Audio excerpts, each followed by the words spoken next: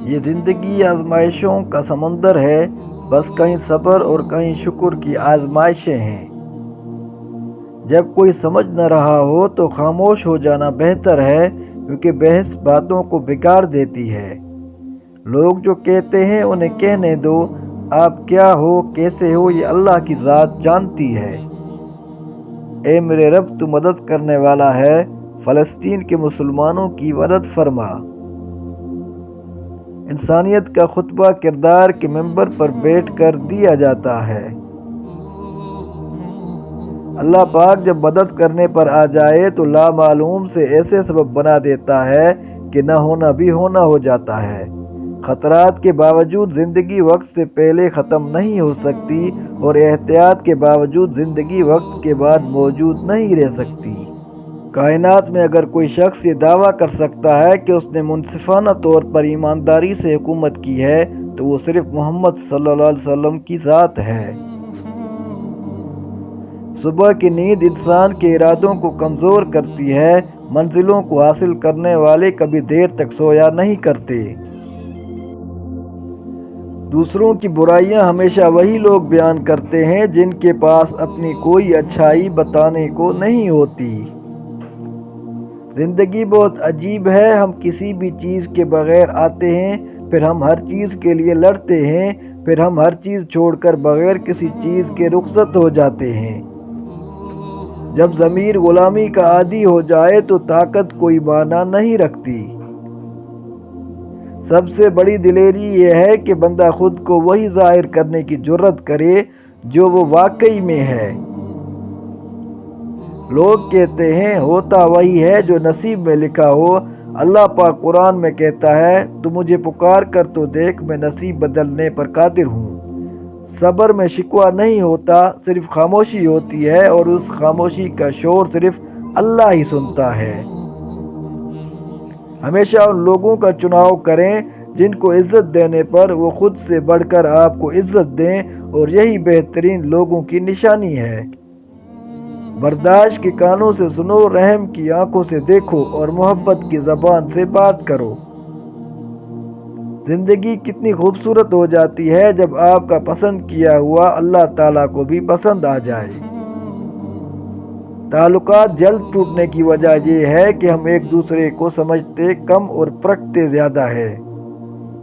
کسی کو نظر انداز کرنا نفرت کی ایک بدترین قسم ہے، اور جب ہم ایک دوسرے کے لیے وقت نہیں نکال پاتے تب وقت ہمارے بیچ سے رشتہ نکال پھینکتا ہے۔ جب حق پر رہتے ہوئے تمہاری مخالفت حد سے بڑھنے لگے تو سمجھ لو اللہ تمہیں کوئی مقام دینے والا ہے۔ جب کوئی ٹوٹ کر تڑپ کے مجھے پکارتا ہے تو میں اس کی دعا قبول کرتا ہوں، اس کی تکلیف کو دور کر دیتا ہوں۔ وہ تو رحمان ہے، میری غلطیوں کو معاف کر دے گا۔ جب تمہارے پاس کچھ بھی نہ رہے تب بھی یقین رکھنا کہ تمہارے پاس اللہ ہے۔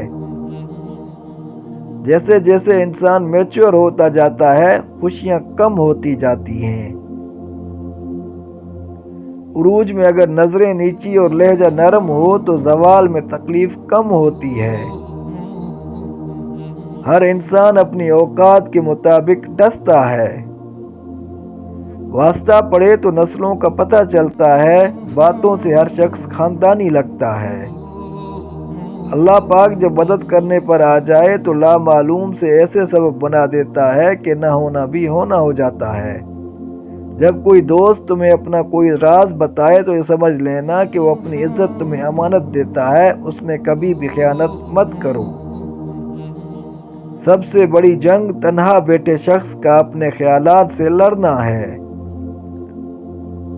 اللہ سے مانگنا کبھی مت چھوڑنا، اللہ نے تو ابلیس کو بھی دے دیا جو اس نے مانگا۔ تم اپنے آپ کو کتنا ہی گناہگار سمجھتے ہو، اللہ کو پکارنا مت چھوڑنا۔ جھانکنے کی بہترین جگہ اپنا گریبان ہے، اور رہنے کی بہترین جگہ اپنی اوقات ہے۔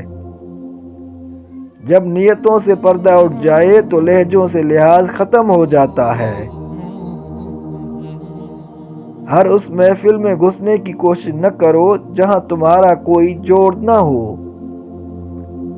ہو سکتا ہے تمہارے پاس کچھ نہ ہو بانٹنے کے لیے، مگر شکر کرنے کے لیے تمہارے پاس کوئی چیز لازمی ہوگی۔ غلط بات پہ جو واہ کریں گے وہی لوگ تجھے تباہ کریں گے۔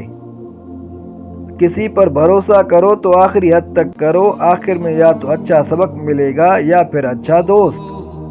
زندگی بہت عجیب ہے، ہم کسی بھی چیز کے بغیر آتے ہیں، پھر ہم ہر چیز کے لیے لڑتے ہیں، پھر ہم ہر چیز چھوڑ کر بغیر کسی چیز کے رخصت ہو جاتے ہیں۔ خلوص کے رشتے بوجھ نہیں لگتے، یہ بڑی آسانی سے سنبھل جاتے ہیں، اور مطلبی رشتے اتنے وزنی ہوتے ہیں کہ ان کو سنبھالتے سنبھالتے ہم خود ان کے نیچے دب جاتے ہیں، اور پھر سب کچھ خدا کے حوالے کر کے مطمئن ہوتے ہیں، اداس نہیں۔